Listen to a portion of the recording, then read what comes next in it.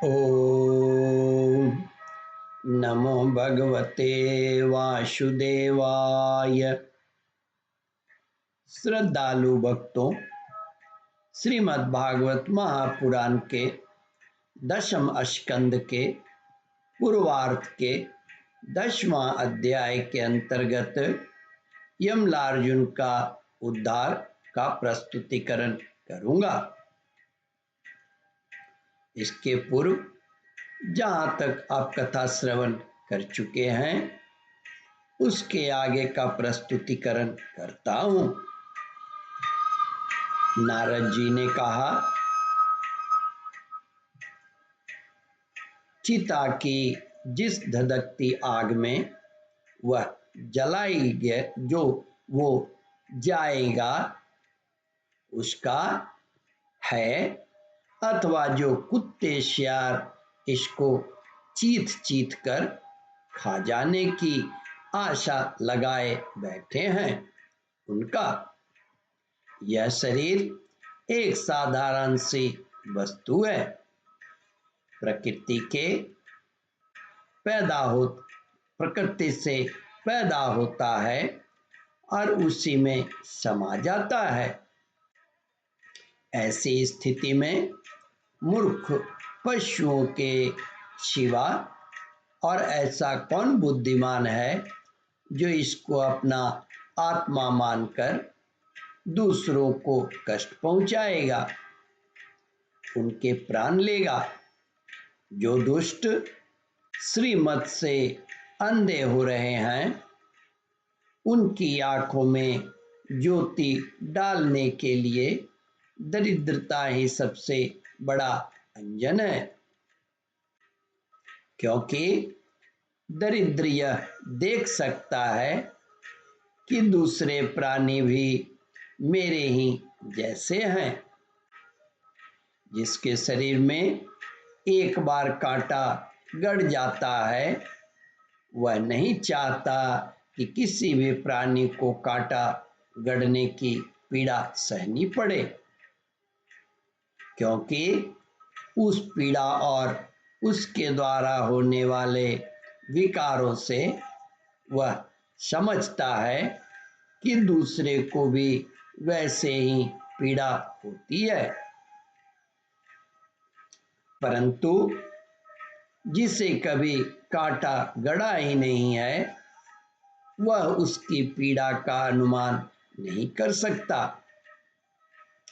दरिद्र में घमंड और हेकड़ी नहीं होती, वह सब तरह के मदों से बचा रहता है, बल्कि दैवश उसे जो कष्ट उठाना पड़ता है वह उसके लिए एक बहुत बड़ी तपस्या भी है। जिसे प्रतिदिन भोजन के लिए अन्न जुटाना पड़ता है, भूख से जिसका शरीर दुबला पड़ता जाता है, उस दरिद्र की इंद्रियां भी अधिक विषय भोगना नहीं चाहती, सुख जाती हैं और फिर वह अपने भोगों के लिए दूसरे प्राणियों को सताता नहीं, उनकी हिंसा नहीं करता। यद्यपि साधु पुरुष समदर्शी होते हैं, फिर भी उनका समागम दरिद्र के लिए ही सुलभ है, क्योंकि उसके भोग तो पहले से ही छुटे हुए हैं। अब संतोष के संग से उसकी लालसा तृष्णा भी मिट जाती है और शीघ्र ही उसका अंतःकरण शुद्ध हो जाता है। धनी पुरुष में 3 दोष होते हैं: धन का अभिमान और धन की तृष्णा। दरिद्र पुरुष में पहले 2 नहीं होते। दरिद्र में धन और धन का अभिमान नहीं होता, केवल तीसरा ही दोष रहता है, धन की तृष्णा। इसलिए सत्पुरुषों के संग से धन की तृष्णा मिट जाने पर धनियों की अपेक्षा उसका शीघ्र कल्याण हो जाता है। जिन महात्माओं ने चित्त में सबके लिए क्षमता है, जो केवल भगवान के चरणारविंदों का मकरंद रस पीने के लिए सदा उत्सुक रहते हैं, उन्हीं दुर्गुणों के खजाने अथवा दुराचारियों की जीविका चलाने वाले और धन के मत से मतवाले दोषों की क्या आवश्यकता है।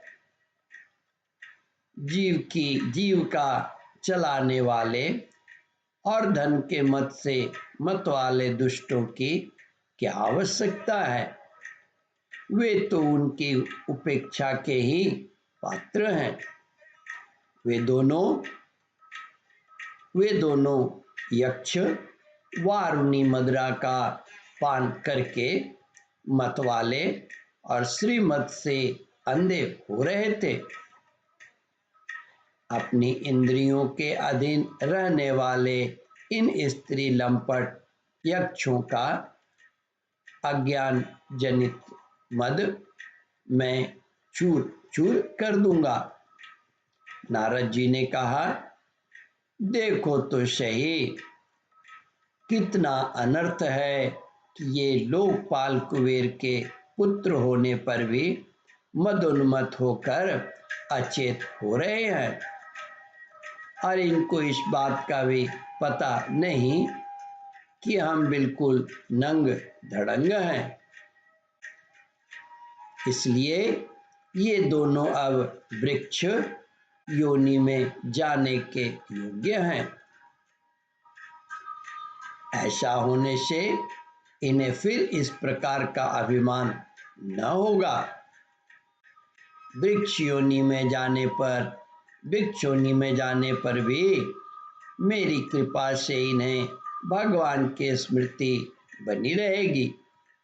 भगवान श्री कृष्ण का सानिध्य प्राप्त होगा और फिर भगवान के चरणों में परम प्रेम प्राप्त करके ये अपने लोक में चले आएंगे। ओम परमात्मने नमः। श्रद्धालु भक्तों, इस कथा को ध्यान पूर्वक श्रवण मनन और इसका चिंतन करें। इस कथामृत का रसास्वादन अपने बंधु बांधवों को भी करावे। इस वीडियो को शेयर और सब्सक्राइब करें। ओम परमात्मने नमः।